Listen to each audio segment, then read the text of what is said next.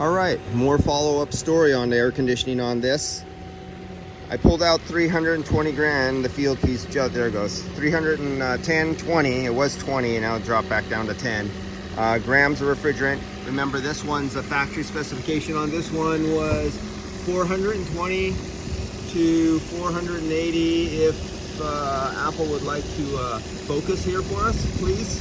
There we go, 420 to 480.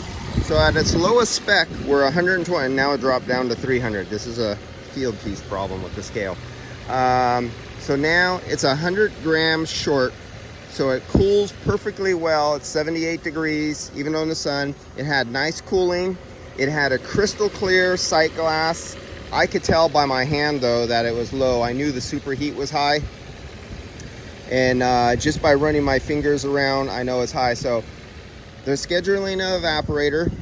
It's a really slow leak, so I will fill it up 100%. So the customer, we're going into summer, the customer will have nice cooling, and then when the evaporator arrives, he'll drop the vehicle off. I'll recover the refrigerant, and they'll replace the evaporator. And oh, and I gotta tell them to do the condenser's not bad, but there's a big rock chip in the condenser, and it's an old condenser. And Priuses are notorious. Even though there's no leak right now, you see that right there?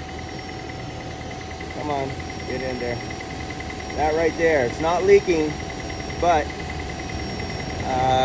he's gonna spend $1,800 to get an evaporator replaced. 7.5 hours labor plus the evaporator. These are notorious for leaking at the condensers. So this is the time to do the condenser while it's discharged all at the same time. So that'll be a recommendation. Doesn't have to do it, so it's only a recommendation. He does or he doesn't do it, that's his choice, but he was told, he was warned. And he will do the evaporator. All right, guys, I'll see you later.